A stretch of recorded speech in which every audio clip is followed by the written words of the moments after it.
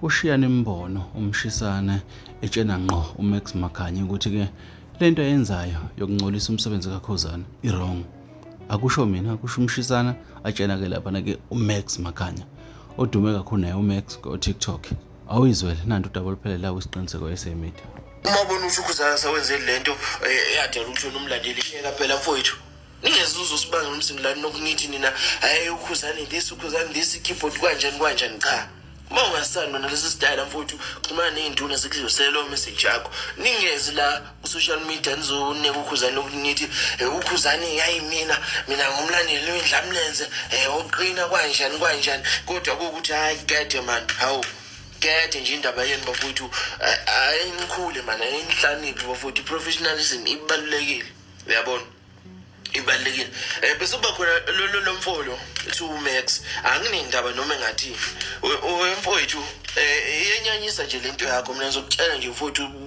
bangahlala bengakutshela umuntu ezokutshela mina iyenyanyisa nje lento yakho wena wazi kahle amhlophe angithi wena wawuthi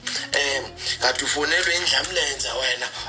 niyakhuluma nendlamlenza kulungileke phela ngoba niyakhuluma ngithi wena ke mfowethu uma unokunganiseni ngomsebenzi wakhe khuluma naye phela efonini angithi niyaxhumana noKhuzani khuluma naye efonini mfowethu ungeze uzosibanga nomsindo la nokuthi indlamlenze this keyboard kanjani izosibhedela nje lapho mfowethu iyeke nje le nto uyabona azizuzwa abantu uzwa umuntu ethi yena umlandeli wendlama kodwa azisimboni nje umcimbi nodwa azisimboni umfaniswana azisimboni mhlawumbe kuthiwa kuningi ukuthi ngokona hayi bafowethu musana usifundekela usifundekela uMax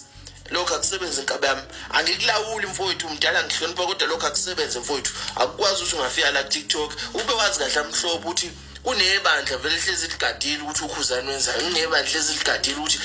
umuntu othulandela uKhuzani wenzani bazothatha leyo nto beyisebenzisa ngithi mfowethu lokho akusebenzi nje mfowethu angitshela into yenza kodwa lokho akusebenzi nje mfowethu enyanyisa nje lento yenza enyanyisa kakhulu futhi